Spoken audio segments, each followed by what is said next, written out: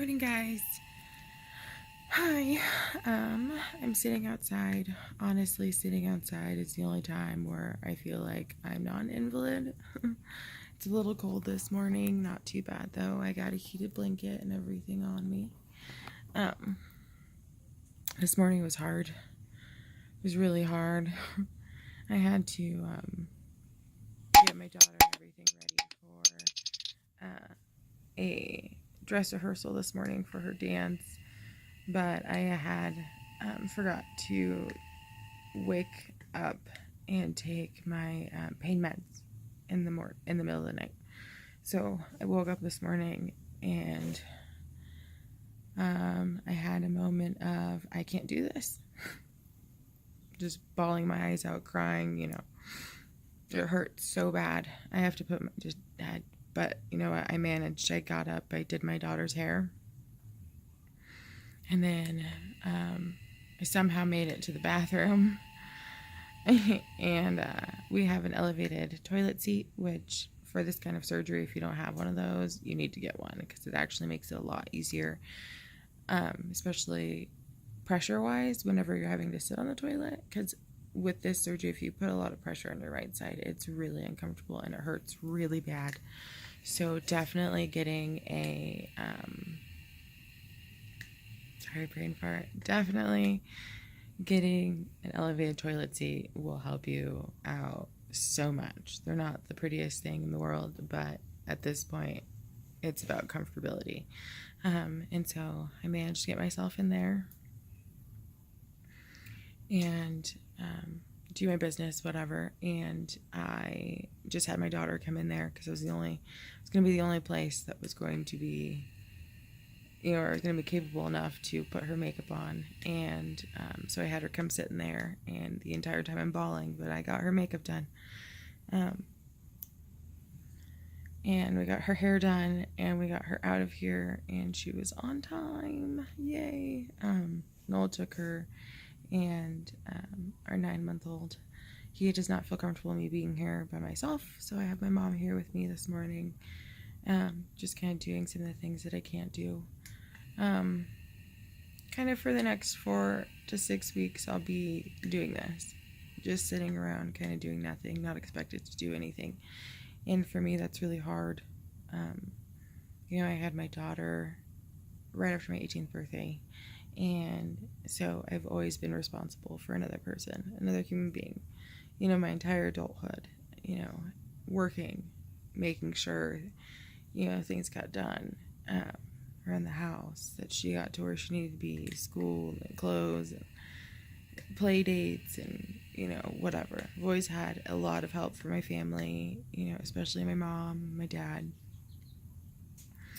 And the hardest thing here is just adapting, not getting frustrated with Noel whenever I don't feel like he's doing things the way that they should be done, or just adapting to the fact that this, I can't get on the floor right now and play with Roman. And that's really difficult. I can't do Saphira's hair the way that I want to, and I can't do her makeup as well as I normally would, and everything. Like, it's really difficult, and it's really hard to accept these things, and I have a strong support group and, surrounding me, and so things are getting done and things are getting taken care of.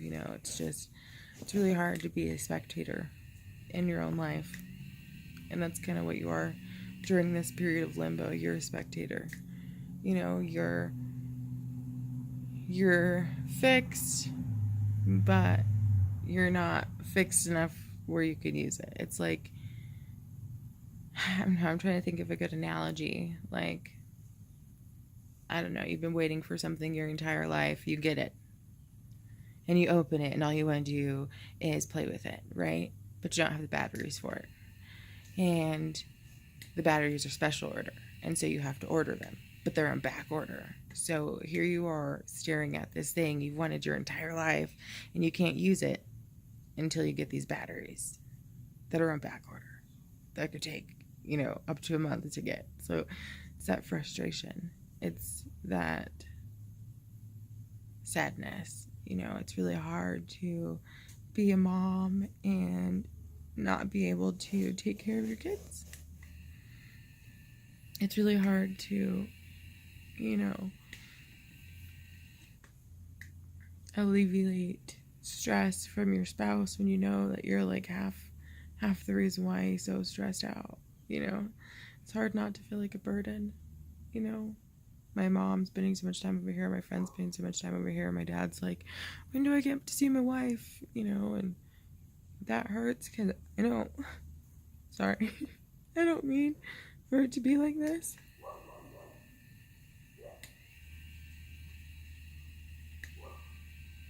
I don't mean for it to be this hard. I don't mean to take my mom away from my dad, you know? And yes, it's a Sunday.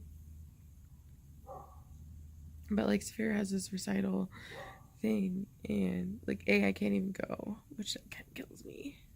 I always go. I'm always the one there cheering her on. But I have to take time away from other people in order to manage life.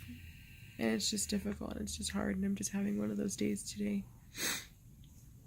So I'm sorry that this is kind of depressing this morning.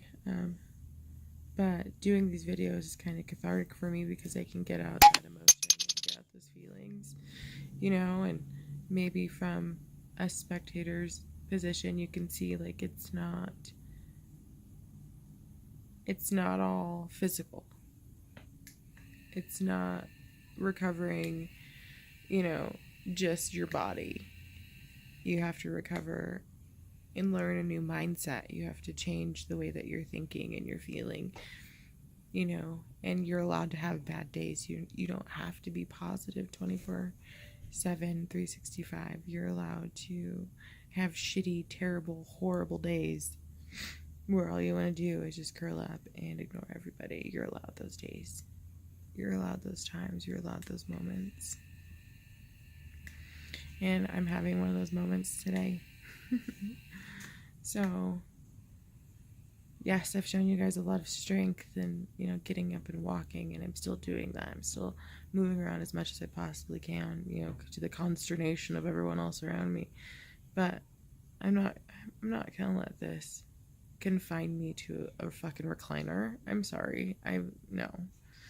I don't sit on my ass. I've never sat on my ass. I'm not going to start now. I can't start now, because it is really uncomfortable to sit on my ass at this moment in time, you know, so getting up and stretching out really helps.